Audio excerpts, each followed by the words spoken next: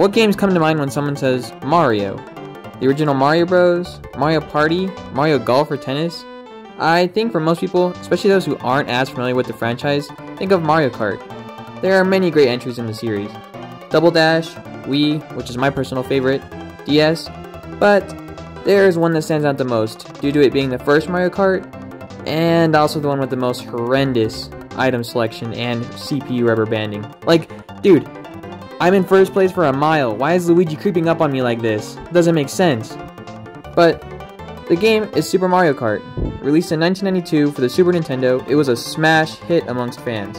And when there's a hit, there's merchandise. You wouldn't expect there to be any plushies released for a game where the characters are in their vehicles 99% of the time, but Takara made it happen. Who is Takara? Some of you may be asking. Well, Takara, also called Tomy, is a Japanese toy manufacturer established in 1924 that is still around today. Takara acquired the license for many Nintendo franchises such as Donkey Kong, Star Fox, Kirby, The Legend of Zelda, and of course, Mario. They are the ones responsible for the rarest and most expensive Mario plush to exist, the Mallow plush from the Super Mario RPG set. I'm a big fan of their work. Each set has its own distinctive style and charm to it that I feel that no other company can replicate. The Mario Kart set was released in 1993, a year after the game came out, and consisted of 9 total characters all in their own colored cart. They were available in UFO catchers around Japan to promote the game. History aside, without further ado, this is Retrospective on the Super Mario Kart plush sets. As I do in every video, starting off with Mario, he looks pretty weird. Not his face or anything, that actually looks really great. It's his overalls. Takara decided to remove the straps for his overalls and it just looks so wrong. I get that this was a cost-cutting measure and you wouldn't really be able to see them anyways, but come on, make Mario look like Mario. Other than that, his eyes are ironed on while the emblem on his hat and mustache is glued on. It really sucks that his most prominent feature, you know, his face, was ironed on. Cause I've seen many listings where his eyes were starting to crack due to wear, tear, and age. Taking a look at the card itself, all of them in the set use the same cheap plastic design, but with a different color depending on the character. I like the tiny steering wheel and small seat cushion, but there's not too much else to say. The cards are fairly sturdy and hold the characters pretty well, and it's fun to make them race each other. Moving on to the tag, it's connected with a gold piece of string, and the art is a Japanese Super Mario Kart box art, with the Takara logo. For the back of the tag, there are different versions depending on the character. For Mario's, it has him doing his awesome peace sign pose saying stuff in Japanese that, gonna be honest, I was too lazy to translate. Lakitu is also in the corner, and the whole thing is labeled as number 1. For Yoshi and Bowser, they are number 2, and both of them are saying more stuff in Japanese with their respective artwork. Peach and Toad are doing the same thing and labeled with a number 3. For the rest of the cast, Luigi, Lakitu, Koopa Troopa, and Donkey Kong Jr., their tags are blank on the back, which is unfortunate. I wonder why that was. But either way, Luigi yet again was done dirty. Well, since we're talking about him, I guess let's take a look at Luigi. He still feels mostly like a color swap to me, same eye pattern, just a different mustache and thinner head than Mario. But like Mario, he has a thin one layer of felt for his ears and looks off without his overall straps. It couldn't have been that hard to add overalls, but I suppose Takara were just being lazy bums. This time, Luigi is riding in a blue cart and blue cushion. I'm not sure why they chose blue since in the game he's driving a green one, but okay I guess. Not much else to go on about. He's literally just Mario's alternative costume. Coming up next to the finish line is Yoshi. He's very charming, but the green they chose in my opinion just felt too light and not dark enough. His eyes are also ironed on, but the eyelids are a different shade of green than the body, which leads to it being more off-putting. Another thing is his head shape. It feels droopy, if that makes sense. I think his nose to head proportions is what's getting to me.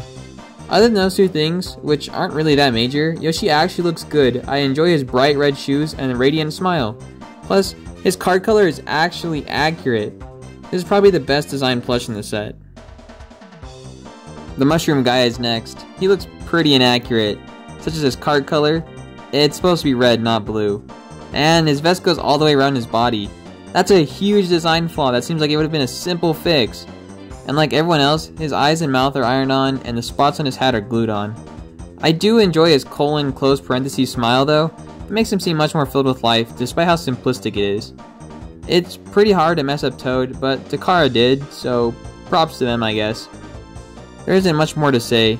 I did forget to mention though that each character is around 5 inches tall. Next up is Big Bad Bowser. He races in and looks decent. His shell is ironed on and doesn't look all too well. I completely get that making stuffed shell wouldn't have fit the style of the set, and he'd look weird in the seat, but I'd rather take that than having a flat Bowser. Another feature is the coloring. If we go off the sprites, then Bowser is supposed to have red eyebrows and hair, not orange. Although, most Bowser plushies have orange hair anyway, so it's not a major issue. His face and teeth are ironed on as well, which sucks, but it's just expected of the set anyway. His bracelets don't have the spikes on them, and you'd figure that'd be an inaccuracy, but no. Bowser never had those in the game. What is an inaccuracy is the card color. It's supposed to be red.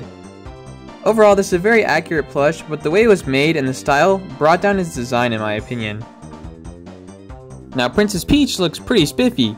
Her design and card are accurate. She does look like she's wearing a pink robe, but honestly it's not too bad. Even if her expression is pure shock, I still think it's alright. It gives more life than the bland blank stare she normally gives in plush form. The facial details are all ironed on. One weird detail is her hair. For some reason they gave her little pieces that have a tendency to stick up, making her look like she has Sonic spikes or is going Super Saiyan. The crown looks alright. It's sewn on while her pearls are glued on. I'd say this is one of the better Princess Peach plushies out there. Donkey Kong Jr. got his one and only plush. It's not bad at all. It's almost game accurate besides the card color and the fact that he doesn't have his red J on his shirt. To be honest though, he does just seem like a gorilla in a go-kart for the most part. The J really distinguishes him out there from a normal ape. He has iron-on eyes and a nice big smile. Very wholesome indeed.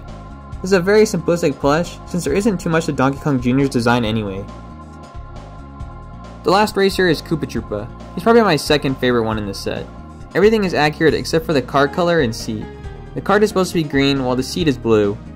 Like everyone else in the set, he's pretty simple, but extra simple because he's just a turtle in a go-kart. From the side, Koopa does look a bit weird with his smile, but that's all perspective. A simplistic yet well-designed plush. Good job, Takara. Lastly, we have the man, the myth, the legend, Lakitu. This one is special because he's not in a cart, but instead chilling in his cloud holding a stoplight. Looking at Lakitu, you'll notice that his eyes and smile are ironed on, but not the black outline around them. Sitting on his face, even though he doesn't have ears, is a headset that is stuffed and doesn't look too big or too small for his face. Along with that, he's got 3 little strands of hair up top. The shell is really well made and stuffed and looks very one-to-one with his original design. If only Bowser had something like this.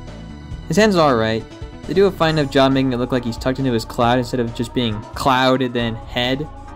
Speaking of the cloud, it's just a smiley face with button eyes and a sewn-on smile with soft, fuzzy fabric material. It kind of creeps me out, but the design sure is a smile alright. Now the main gimmick is the stoplight being held. It's pretty self-explanatory, but it lights up when there's batteries inside. I like that.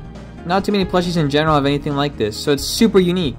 I really like the design and idea of this plush. Definitely my favorite in the set. Wrapping things up for the Takara set, we have a prototype set image. It only had 5 of the 9 characters, and the designs are a lot different.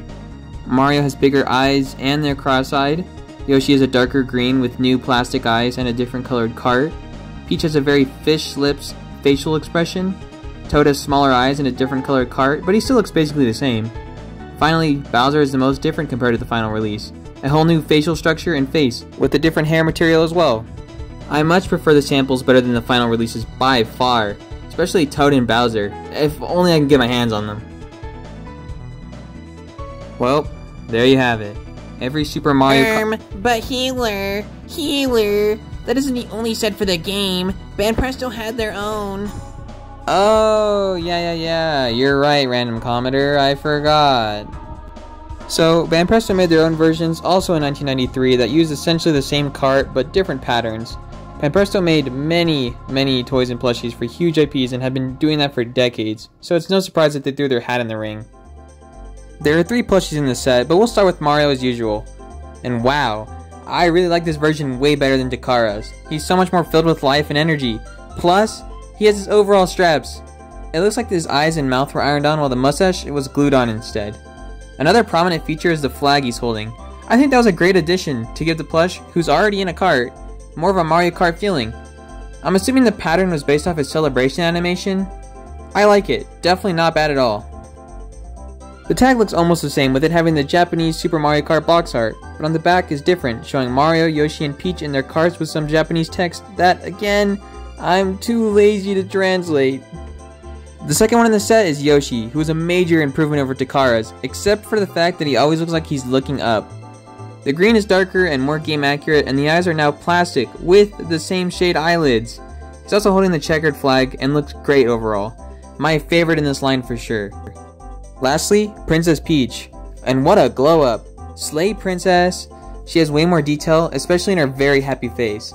The mouth, crown, and any jewelry were glued on, with her facial features being ironed on. The hair looks a lot better too, since it doesn't have the weird felt pieces for filler. This is a top tier Peach plush. Well, there you have it. A retrospective on the Super Mario Kart plushies. The Takara line had more variety, but Banpresto had more quality over quantity for sure. Still, these are great plushies that I'd highly recommend collecting, especially since you can make them race each other down a ramp or something. It's crazy to believe that a spin-off like Mario Kart even got plushies, considering most of the time the characters are sitting down. Nonetheless, I hope you all liked the video, and I'll see you guys at the finish line.